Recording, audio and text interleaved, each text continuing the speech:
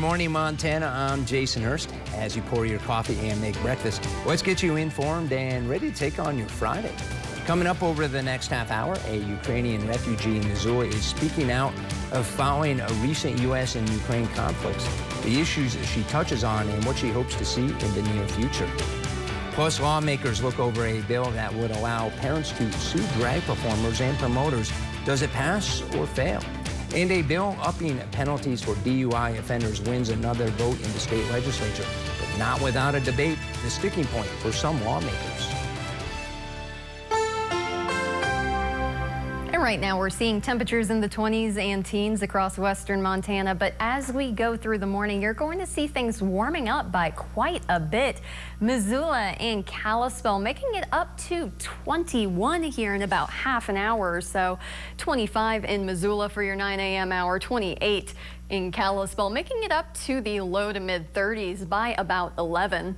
Meanwhile, here over in Butte and Bozeman, now it's going to be considerably cooler there, but as we get close to lunchtime, nice sunny skies are going to be moving on in with those temperatures in the high 20s to low 30s. And coming up here in just a little while, I have your bus stop forecast for you. We begin with a developing story. The National Resources Conservation Service office in Missoula is slated to close as the Department of Government Efficiency looks to reduce government spending. NBC Montana checked the DOGE website, which listed nearly 750 lease terminations with $468 million in savings. The website claims closing the annual lease of Missoula's NRCS office would contribute to over $574,000 in savings. NBC Montana reached out to Missoula NRCS office for comment, and a USDA spokesperson sent a statement via email. Quote, Secretary Rollins fully supports President Trump's directive to eliminate wasteful spending and ensure taxpayer dollars are used effectively. USDA is optimizing building capacity and consolidating underutilized offices to reduce inefficiencies while continuing to prioritize frontline services for farmers, ranchers, and rural communities. NBC Montana will continue following this story, sharing the latest updates available. As the Russia-Ukraine conflict continues, the United States' approach to it is rapidly shifting. NBC Montana's Jacob Owens spoke with a Ukrainian refugee in Missoula about the waning support for her country. The days of life in Tetiana Ilsova's condo in Kharkiv, Ukraine are long gone, as is any normalcy in the city she called home for more than 20 years. Ilsova arrived in the United States 3 years ago this week, but says Kharkiv is being bombed every day. They're just throwing bombs on civil buildings just to scare people who are trying to live there and continue their life there, doing their things, business, whatever. In Kharkiv, Ilsova designed clothes with her own business. She says she planned to expand the business and never leave Ukraine. But war changes a lot of things. Now she works at Dillard's and finds her peace in Missoula, a city she'd only previously visited to see her mother. The lives of Ukrainians have changed dramatically in the last 3 years, as has the United States' stance on the Russian invasion. The Associated Press reports the U.S. provided more than $180 billion worth of aid to support Ukraine since the start of the war. But after a disastrous Oval Office meeting last week, President Donald Trump shared the following message for Ukrainian President Volodymyr Zelensky, telling him to come back when he wants peace. Earlier this year, President Trump falsely claimed Ukraine started the conflict, and he went as far as to call Zelensky a dictator. That's a thought Ilsova didn't even let me finish. Zelensky's a dictator. No, not at all, not at all. And that's absolutely no. She highlights Zelensky was elected by the people, and while he isn't perfect, she says Ukrainians are proud to have him, adding he is representing the people's will. Ilsova also says her family voted for Trump, saying they believed in his promises to end the war and in his foreign policy strength. We were depending on him, and I'm surprised to hear and to see his actions right now. She says she hopes the situation between Zelensky and Trump gets resolved and reiterates again and again the gratitude of Ukrainians for the U.S. support. Ilyasova says Ukraine is fighting for its freedom and to ensure an invasion will not happen again. Reporting in Missoula, Jacob Owens, NBC Montana. Let's take a look at Montana's legislative headlines. An effort to increase penalties for DUI offenders made it through a second House reading on a 57-42 vote. House Bill 816 increases fines for people convicted of misdemeanor DUIs and allows them to serve terms on weekends so they can continue working while being tested daily for alcohol content. Proponents say this is an inventive fix that will keep drunk drivers off the streets and allow for sentences to extend over a longer period of time.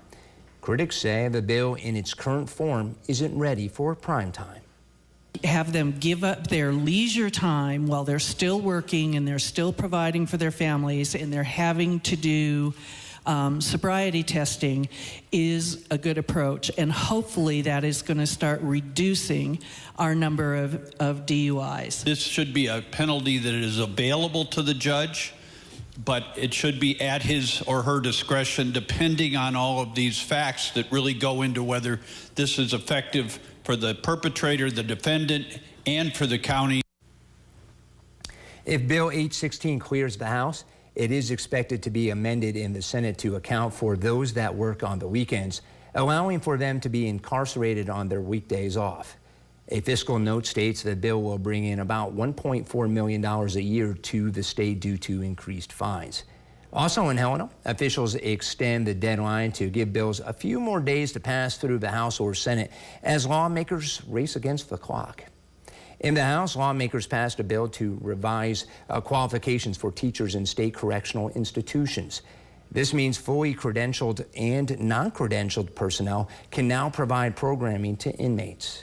Finally, this is not about lowering standards.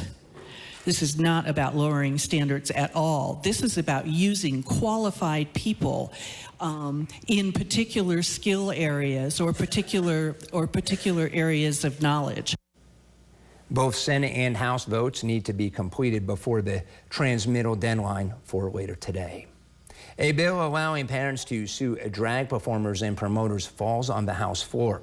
House Bill 675 would have allowed parents to file a private action on behalf of children who attend a drag performance if they believe harm was caused. Supporters argue drag's roots are inherently sexual and minors need to be protected from hypersexualized content. But opponents say it's the responsibility of parents to decide what their children attend.